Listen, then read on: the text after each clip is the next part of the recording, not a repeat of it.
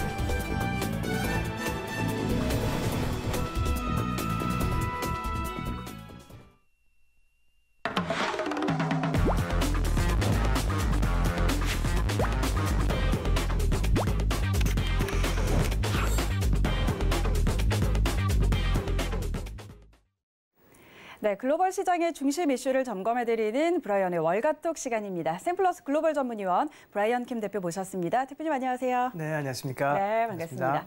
자, 오늘도 이제 본격적으로 또 들어가기 전에 간밤 뉴욕 증시 마감 상황부터 또 간단하게 짚어보고 가도록 하겠습니다. 뉴욕 증시 3대 지수는 상승으로 마감했습니다. 낸시 펠로시 하원 의장이 부양책 합의에 대해서 긍정적인 발언을 내놓으면서 이에 힘을 입어서 상승을 한 건데요. 그리고 기업 실적들도 비교적 잘 나왔고 또 경제 지표들도 예상보다 잘 나오면서 이런 부분들 함께 힘을 준 것으로 보입니다. 간밤 뉴욕 증시 마감 상황 한번 짚어주시죠. 네, 아직도 저번 주에서 얘기했지만 네. 민주당이랑 공화당이랑 아직도 다투고 있습니다. 그쵸. 아직도 결론이 아직도 안 났고 지금 말이 이게 선거 전에 이 돈이 풀릴까 아니면 선거 다음에 풀릴까인데 아직도 지켜봐야 되겠지만 1시간 안에 네. 조금 있으면 아까 말한 토론이 이제 네. 시작되고 있는데 이게 마지막 토론이죠. 지금 미국 전문가들은 이 선거가 최고로 긴장되고 불안한 선거라. 왜냐면 이 선거 날 좀 아슬아슬하게 뭐가 좀 이루어지면 막 큰 데모도 생기고 그럴 수 있으니까 지금 경찰들도 좀 엄청 지금 긴장하고 있고 네. 무슨 일이 벌어날지 모르니까 지금 많은 사람들이 지금 지켜보고 있는데 이런 불확실성, uncertainty를 시장은 되게 안 좋아하잖아요. 근데 지금 주식 시장 가만히 있는데 지금 많은 전문가들은 지금 불안함과 네. 긴장을 지금 쌓아서 지금 보고 있는데 이번 주의 뉴스는 아까 말대로 길리엇, 그 렘데시비어, 뭐 백신은 아니죠. 트리트멘트인데 딱 그게 FDA 원래 FDA 승인 받으면 주식시장 그 주가가 엄청 오르는데 그렇죠. 내가 아까 보니까 한 2, 3불 올랐나? 60불에서 62불, 63불에서 네, 마감했는데 근데 아직 그 렘데시비어에 대해서 그 전문가들이 이게 진짜 트리트멘트가 맞나 이게 아니면 이 다른 의사들은 이거 효과 하나도 없다 이거 아무것도 아니다 그런 네, 말이 나오는데 네. 그쵸. 그것도 지켜봐야 되고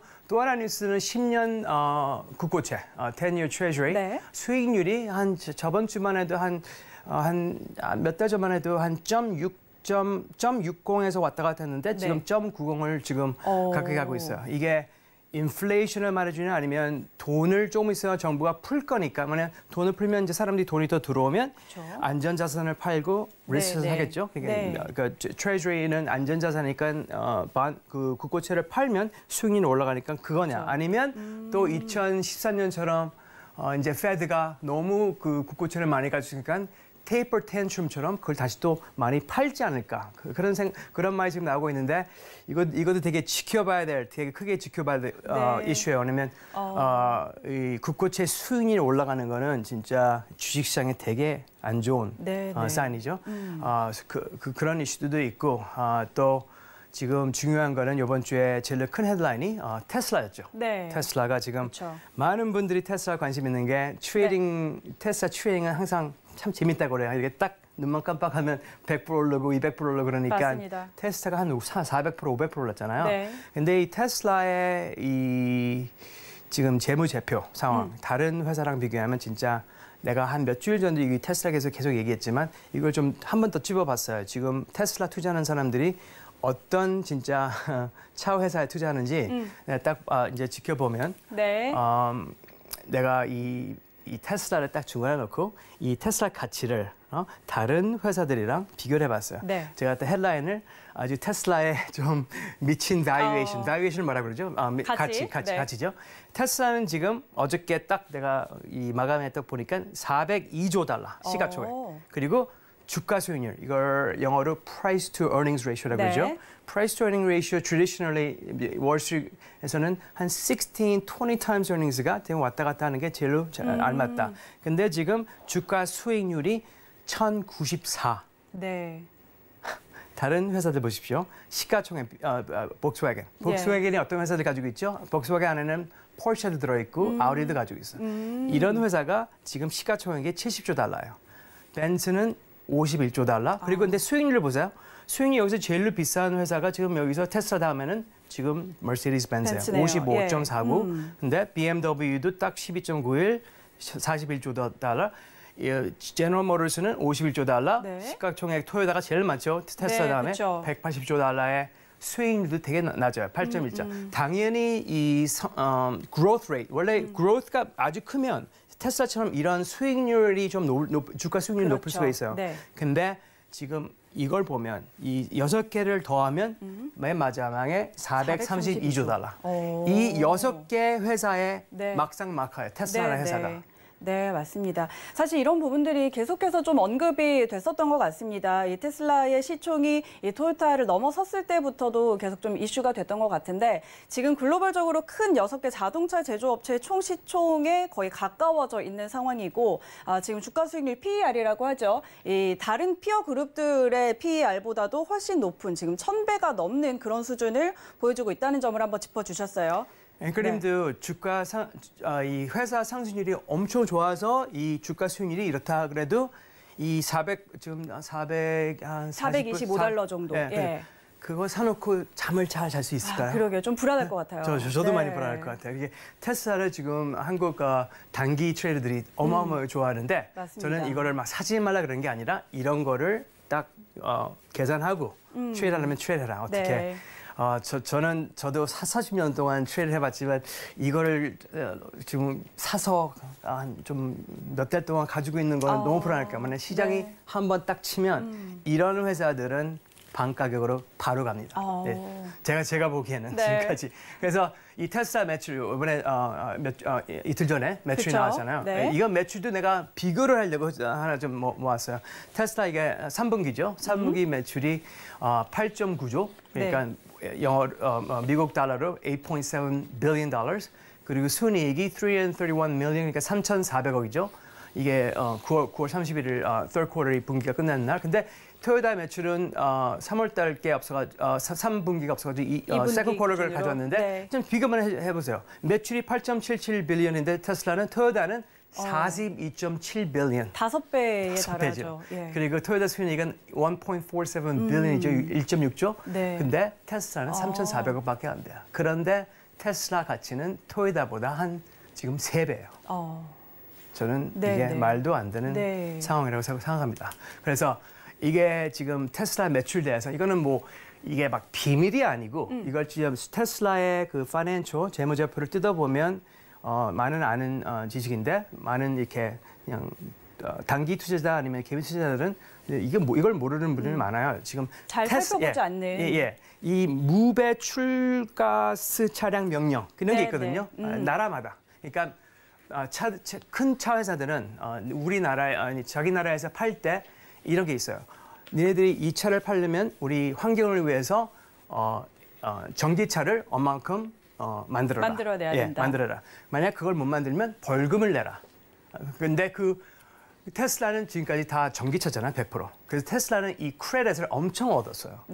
엄청 얻어가지고, 근데 저도 이걸 잘 모르겠지만 이 크레딧을 팔 수가 있어요. 그쵸. 그래서 다른 회사들이 이거를 사서, 테슬라한테 사서 이 정부에 있는 그 맨데이트 있잖아요. 그걸 지키는 거예요.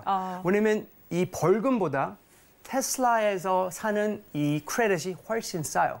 그래서 근데 다른 회사들은 지금 테슬라를 경쟁하는 회사들이잖아요. 그러니까 이를 갈면서 테슬라한테 돈을 주는 거예요. 근데 테슬라가 2020년에 벌써 1.18 빌리언, 그러니까 한 1.18조다. 그러니까 한 뭐더라, 한국 돈은 얼마죠? 그게 이게 10억 달러니까 100 얼마죠? 그러니까 100억 정도 되겠네요. 그러니까, 아니에요.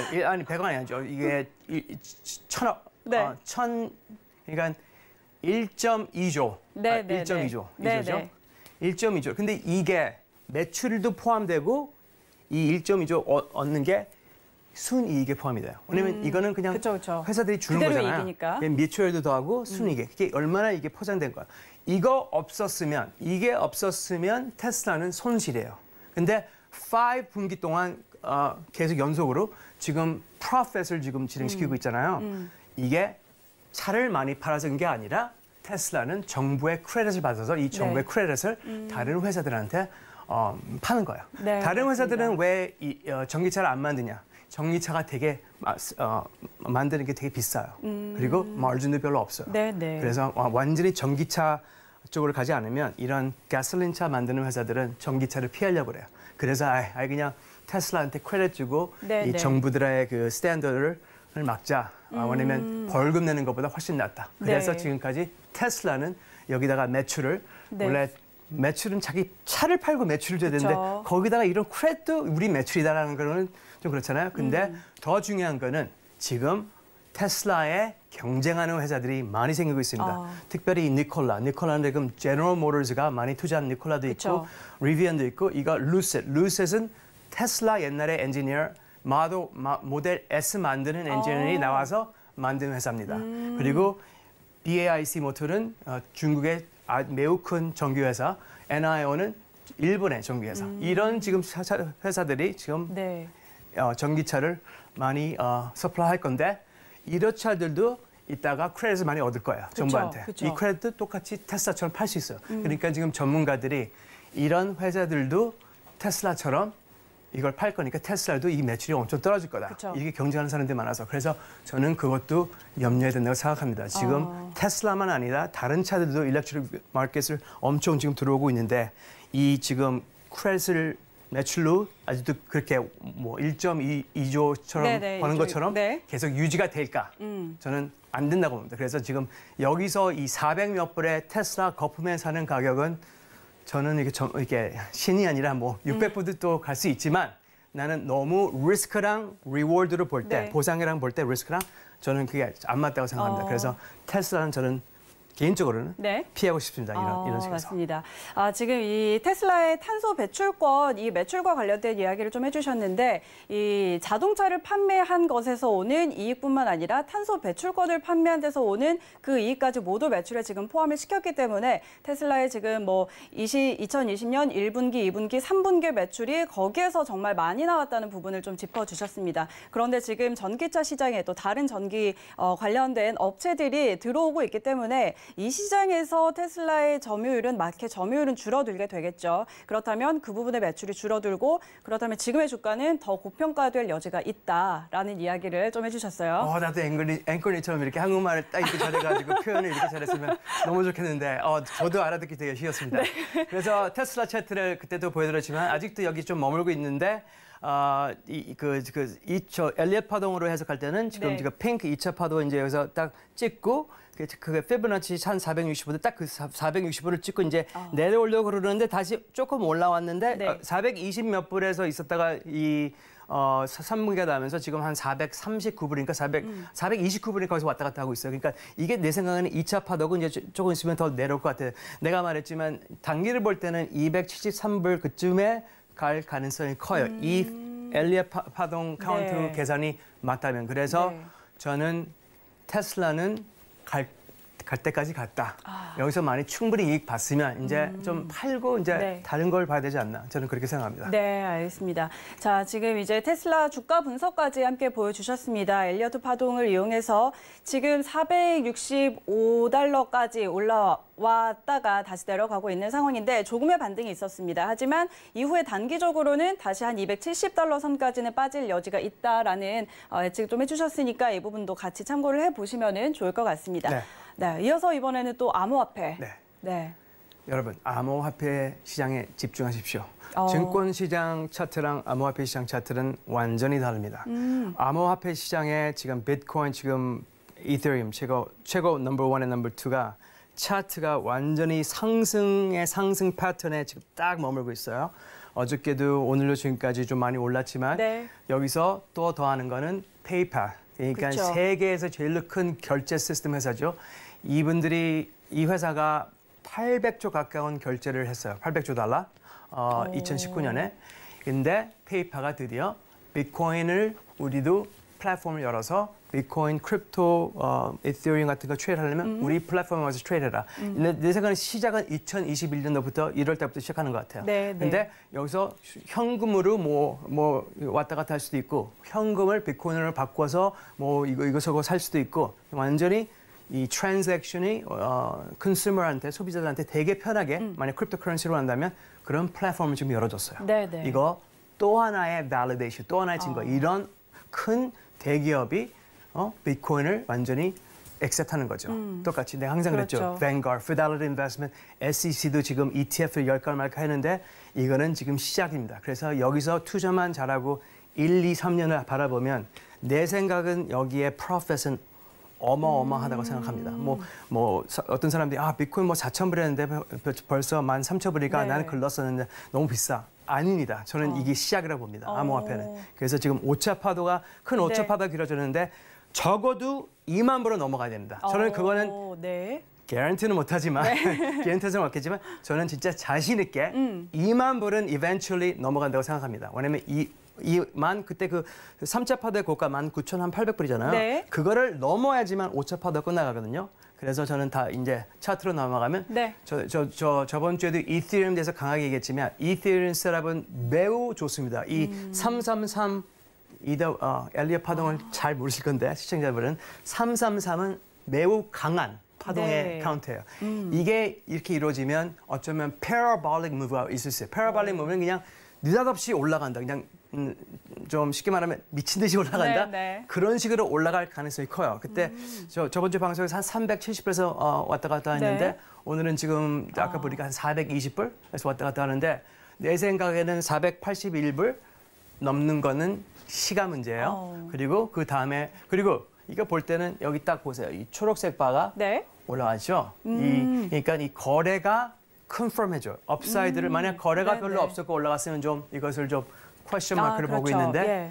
올라가면서 거래량이 늘면서 같이 올라갔으니까. 거래량이 소포를 해줬어요. 그리고 비트코인도 똑같은 차트예요. 지금 이 비트코인도 이렇게 3월 달에 네. 그 바닥 한 4,000불 찍은 다음에 지금 이제 1, 2파동이 이루어지고 1, 2파동 이제 안에서 이제 네. 이 1, 2, 3, 4, 5가 이루어진 다음에 그쵸. 이제 3차 파도에서 이제 또 1, 2, 3, 4가 이루어지죠. 그러니까 이것도 시작입니다. 근데 제일 중요한 거는 13,724불만 찍으면 엄청 상승하는 거를 기대할 수 있어요. 네, 거의 다 그럼 가까이 온 것 같아요. 네, 아까 13,200불인가 네, 맞아요. 있었으니까 지금 암호화폐 시장은 시작입니다. 이게 내가 진짜 차트를 오랫동안 봤지만 지금 암호화폐 시장, 크립토 커런시 한 탑 10 코인들 중에서 제가 추천하는 거는 비트코인, 이더리움, 체인링크. 체인링크는 7번째로 저번 주 며칠 전에 강의를 했는데 네. 7번째로 제일로 큰 시가총액으로 제일 큰 암호화폐지만 그 셋업이 매우 좋으니까 만약 여기다가 딱 단기를 보지 말고 장기를 투자했으면 내 생각에는 이익은 아주 매우 클 겁니다. 네. 자, 일단 또 오늘도 암호화폐에 대해서도 같이 짚어주셨습니다. 어제 전해진 소식이었죠. 이제 페이팔이 암호화폐 결제 서비스를 제공을 하겠다라고 이야기를 하면서 어제 비트코인 가격이 굉장히 많이 뛰었습니다. 또 우리 시장 안에서도 이와 관련된 주식들의 주가 움직임이 상당히 좀 눈에 띄었었는데 지난주였나요? 지지난주였나요? 미국의 증권거래위원회에 토큰화된 암호화폐에 대해서 좀 긍정적으로 검토한다라는 소식이 전해졌다는 소식도 저희가 전해드렸는데 같이 이런 부분들이 맞물려서 시장이 좀 호재로 작용을 할 수가 있을 것 같습니다. 그리고 오늘 또 우리 브라이언 킴 대표가 늘 이야기해 주시는 이 엘리엇 파동과 맞물려서 그 분석을 이용해서 또 앞으로 더 갈 수 있다는 전망들 좀 해주셨으니까 이 암호화폐 시장도 좀 지켜보시면 좋을 것 같습니다. 네, 오늘 이 시간에 또 브라이언 킴 대표와 마치도록 하겠습니다. 네. 오늘 말씀 고맙습니다. 감사합니다. 네.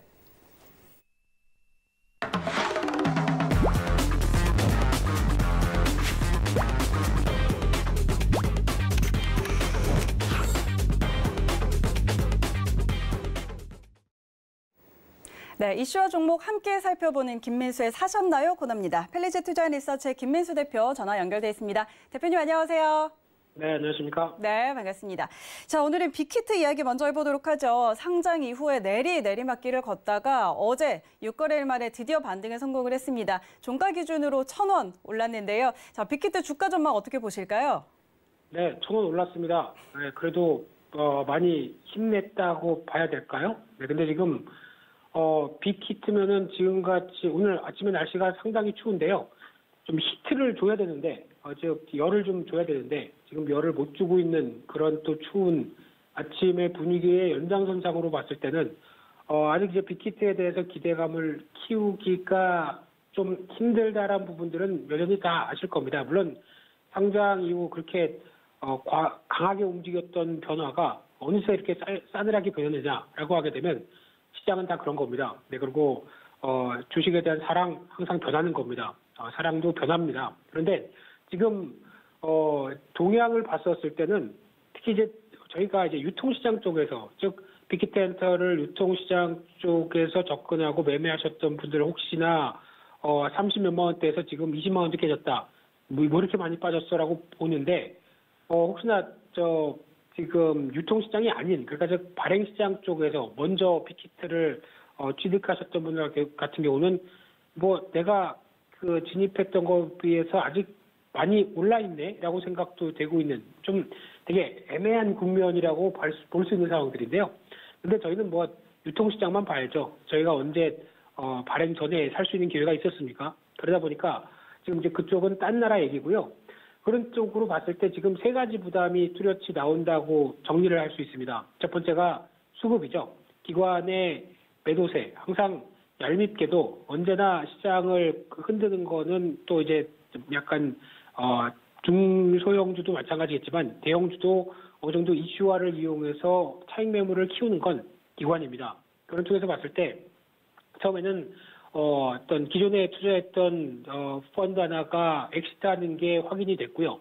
그 다음에는 아무래도 기관의 확약 물량과 관련된 부분들이 가장 집중된 게 한 달 내다 보니까 일단 지금은 한 달 내는 계속 기관 매물이 나올 수 있겠다라고 바라보는 게 가장 먼저 팩트라고 봐야 될 것 같고요. 물론 중간중간에 반등 시도도 나올 수 있겠지만은 이 기준가가 한 20만 원대가 아닐까라는 생각, 특히 20만 원대에서 위로 강하게 변화가 되기에는 아직은 좀 힘들지 않을까로 바라보고 있는데 또 한 번째 두 번째로 밸류죠. 아직 보통 저희가 IPO 열기가 뜨겁고 주식시장이 계속 가는 것 같으면은 이런 거 무시합니다.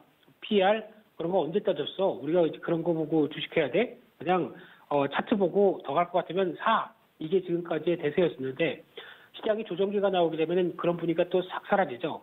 지금 계산을 해봤는데 단기적으로 좀 너무 많이 오른 것 같아. 그러다 보니까 지금은 따라가는 게 아니라 좀 자중해야 될 국면 아닐까 뭐 이런 얘기들이 많이 나올 수 있는 국면이 지금 시장 분위기죠. 그러다 보니까 그때는 맞았지만 지금은 틀리다. 뭐 이런 분위기가 그대로 또 적용된다고 하게 되면 지금은 또 바라보고 있는 게 올해가 예상 순이익이 한 800억 정도, 800억 중반 정도 예상을 하고 있는데 내년이 거의 뭐 2배 정도 가까이 늘어서 1,500억까지 순이익을 예상합니다.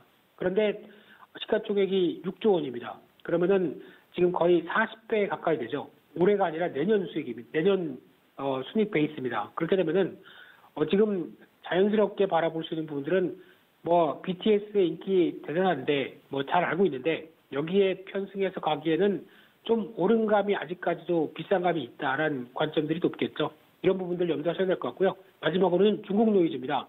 왜 괜한 우리 잘 나가는 BTS를 계속 노이즈를 거는지 모르겠습니다만 그런 쪽에서 뭐 어떤 최근에 나왔던 뭐 발언들과 관련해서 자꾸 긁어내는 중국의 입장을 봤을 때는 뭐 솔직히 무시하고 싶죠. 짜증나고요. 그런데도 이슈가 좀 더 남아있다라고 하게 되면 아무래도 주가에도 영향을 끼칠 수 있는 부분들이 있다라고 하게 되면 결론적으로 말씀드리게 되면은 일단 단기적으로는 한 20만 원대 부근 이상으로 들어온다라고 하게 되면 파시는 쪽에 주력을 하셨으면 좋겠고요.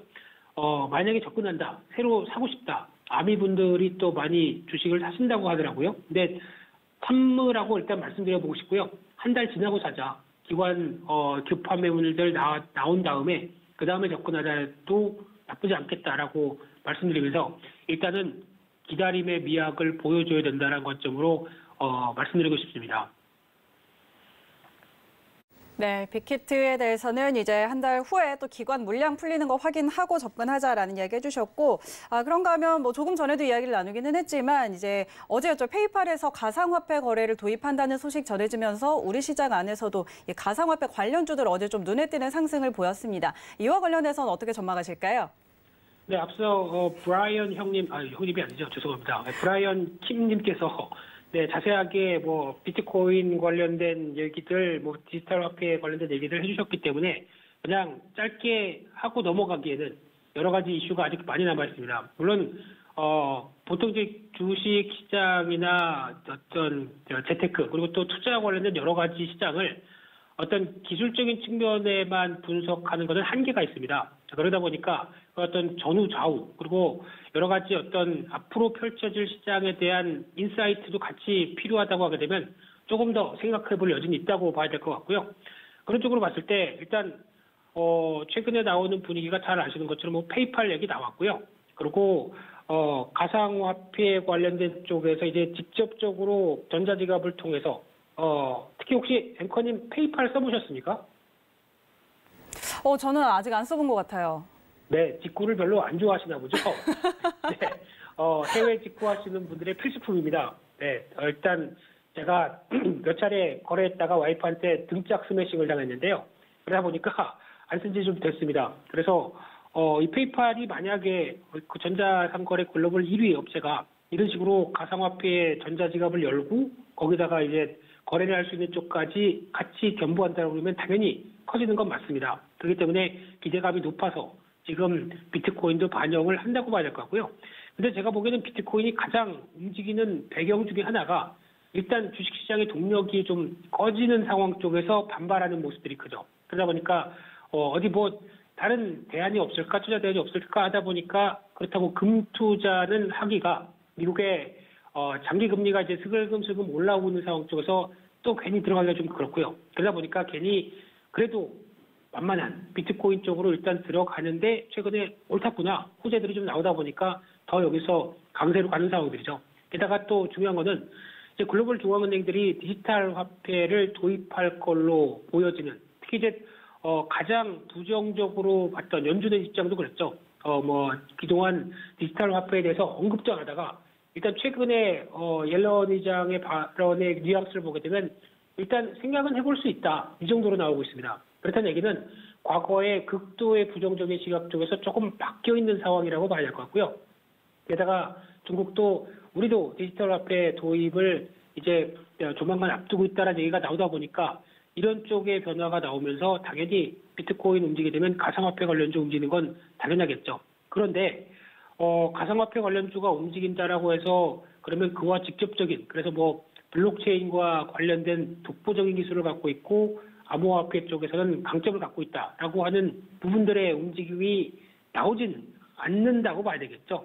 그러다 보니까 지금 우리 기술 투자 뭐 지금 거래소 지분 갖고 있는 회사죠. 게다가 뭐 KPM 테크, SCI 평가 정보 지금 움직이는 종목들을 보게 되면은 일단 가상화폐를 통해서 크게 물론 이제 거래소 지분이 있다 보니까 그를 통해서 나오는 이익 지난번에도 여러 가지 말씀드렸던 부분들인데 그럼에도 불구하고 이런 쪽이 가상화폐가 올라간다고 해서 직접적인 수익을 창출할 수 있을 것인가에 대한 부분들은 과거에 비트코인이 그 거래가 급증하고 강했었을 때도 마찬가지로 실적에 미치는 여파는 제한적이었습니다. 그러면 그냥 일단 심리적인 관점에서 시장이 조정받다 보니까 비트코인이 움직이는데 비트코인은 사기는 좀 너무 비싸고 그냥 주식이나 사볼까라는 관점 쪽에서 움직이는 단계가 가장 높다고 봐야 될 것 같고요.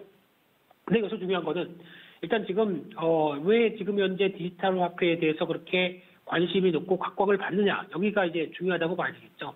그런 상황으로 보게 되면 일단 지금 중국이나 어떤 또 몇몇 신흥국들의 입장 쪽으로 보게 되면 일단 중국 같은 경우는 대표적으로 어떤 달러와의 기축통화라고 하는 부분들을 벗어나려고 무척 애를 쓰는 상황입니다. 그러다 보니까 독자적으로 지난 원유 구매도 위안화로 할 수 있게 국제 결제 통화로 해달라는 부분들 이쪽에 대한 여러 가지 음으로 양으로의 어떤 로비도 있었고 압박들이 들어오다 보니까 결국에는 달러화 대신에 위안화도 그만큼 지위를 글로벌적으로 인정해달라라고 하는 움직임이 있었고요.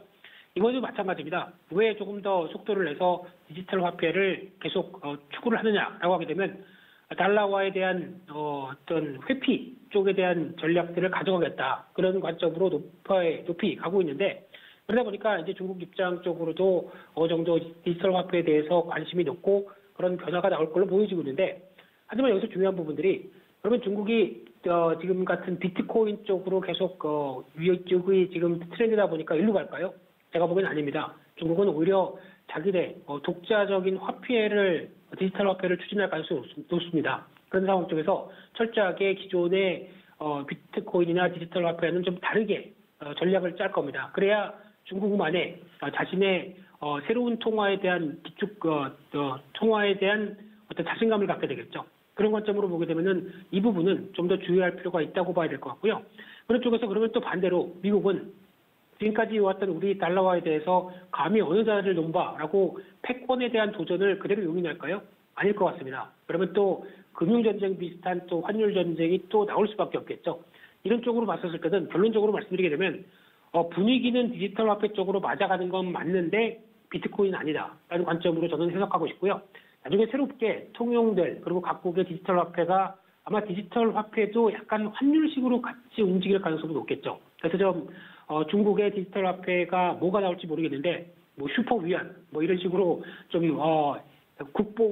죄송합니다. 애국심이 충만한 이런 또 디지털 화폐가 나올 수도 있겠는데 거기다가 또 새롭게 나오는 쪽과 뭐 교환 비율도 다 또 나올 수 있을 것처럼 여러 가지 변화가 급변할 걸로 보여지고 있는데 그 전에 미리 대응하는 건 별로 바람직하지 않겠다는 관점 쪽에서 일단 지금은 저는 뭐 그렇게 크게 이 변화에 대해서 추격 매수하거나 따라갈 생각은 없습니다. 이상입니다.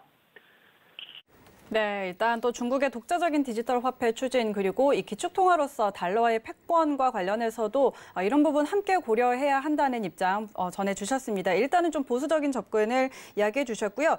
자, 그런가 하면 또 지금 코스피는 박스권 안에 머물러 있는데 증권주들에 대한 관심이 또 높아지고 있습니다. 어제 또 현대차증권, KB증권 등 증권주들이 실적 발표를 했는데 단체로 어닝 서프라이즈를 발표를 했죠. 이와 관련해서 증권주들 비중을 확대해야 한다라는 투자 의견도 따르고 있는데 어떻게 전망하실까요? 네, 어제 연장선상으로 보게 되면 앵커님 500만 원 있습니다. 지금 현대차증권 실적 잘 발표했는데 오늘 그냥 시장가에 따라가서 살까요? 저한테 늘 500만 원을 주시네요. 네.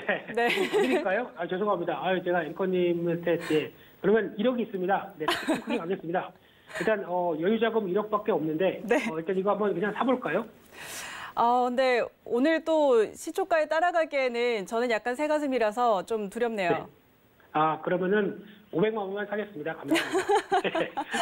일단 지금 관점으로 보게 되면 금융주가 대세죠. 솔직히 지금 분위기로 봐서는 물론 비트코인 쪽이 더 가고 디지털 화폐 관련주 뭐 이쪽이 추세를 보이다 보니까 더 갈 수는 있습니다. 하지만 저라면은 좀 더 건강한 투자자라면은 차라리 은행보험 증권 이쪽의 금융주가 더 받는 매매가 아닐까라고 생각은 들고 있는데 하지만 뭐 여러 가지 생각해볼 부분은 있겠지만은 그래도 싸다라는 관점 쪽에서 그리고 배당 수익률이라는 뒤에 든든한 안전 마진을 가지고 움직이는 상황이다라고 하게 되면 저는 여기가 더 나은 것 같습니다. 그런 상황 쪽에서 한 단계 레벨업은 시도가 될 것 같은데 증권주도 마찬가지겠죠.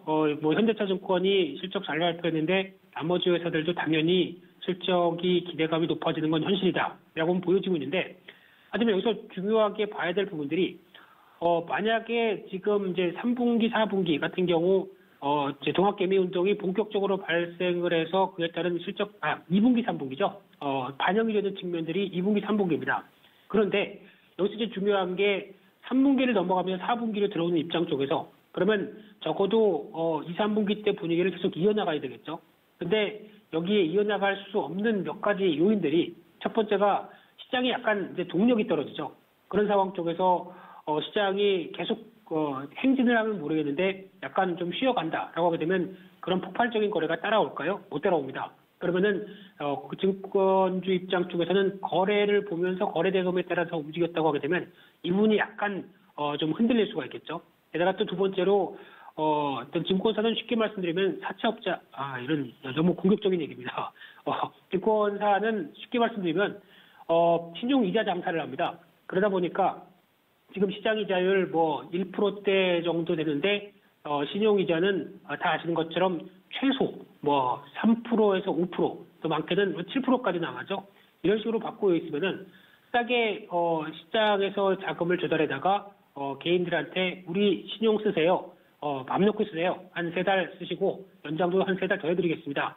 단 이자는 조금 센데 괜찮으시겠어요? 그러면서 신용에 대해서 계속 꼬시죠. 그런데 지금 분위기를 보게 되면 그러다 보니까 신용잔고가 뭐 지금 17조 가까이 되고 있는 상황 쪽에서 당연히 어떤 이자율 장사는 증권사가 톡톡히 재미를 보고 있는데 그러다 보니까 개인들이 억울하죠. 이거 뭐야? 그러면서 정부가 좀 어떻게 하면 안 돼? 그러다 보니까 정부가 또 바로 입김을 내죠. 그래서 아마 지난 3분기부터는 신용 이자를 자율적으로도 내리는 분위기가 나왔다라고 하게 되면 그전에 보였던 고마진은 조금 사라지는 기조입니다. 그런 상황 쪽에서 예탁금도 기조를 보게 되면 물론 그 IPO가 있을 때마다 큰 폭의 변화는 있긴 하겠지만 조금씩 약간 하향 정체가 되기 시작하죠. 그래서 물론 50조 이상이다. 그러면은 큰 변화는 없다고 하더라도 약간 뉘앙스가 조금씩 좀 빠지는 분위기다라고 하게 되면 아무래도 어떤 4분기 그리고 내년까지 계속 달릴 것인가는 시장 분위기에 또 달려져 있다고 봐야 되겠죠.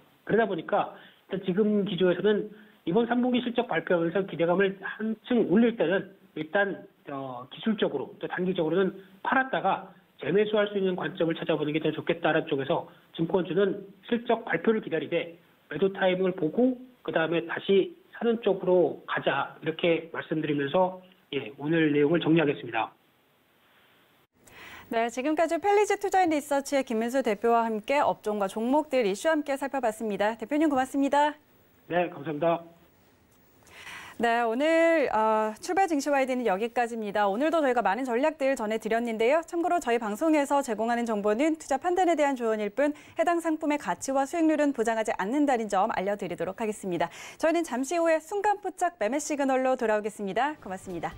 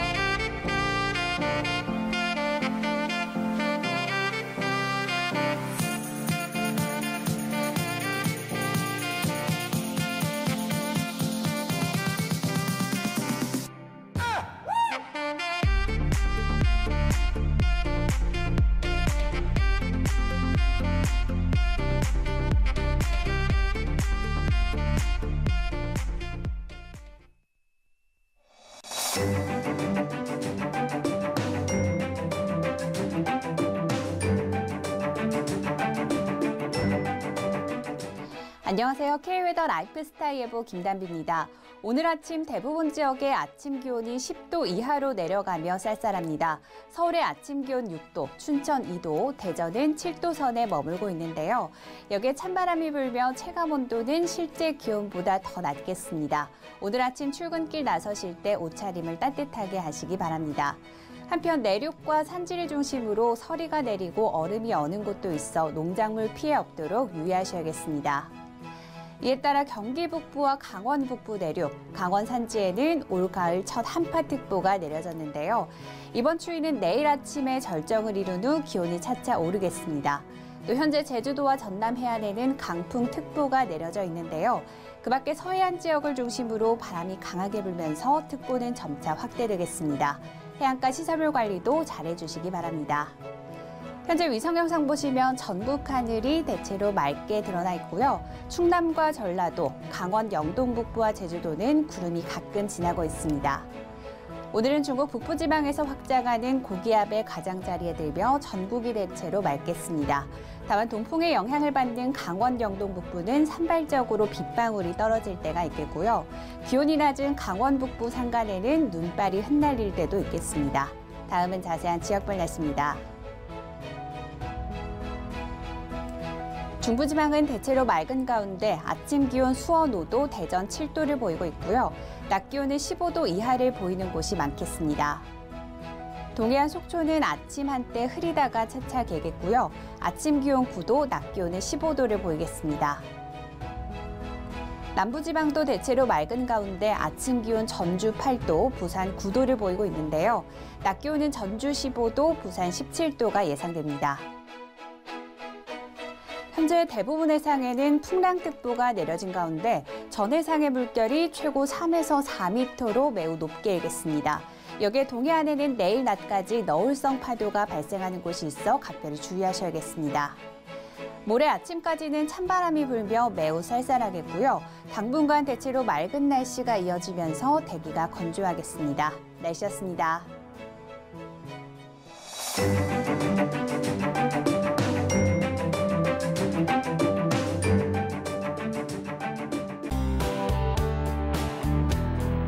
방송에서 제공하는 투자 정보는 투자 판단에 대한 조언입니다. 방송에서 제공하는 주식의 가치, 가격 상승 및 가격 하락에 대해서는 방송사에서 보장하지 않습니다.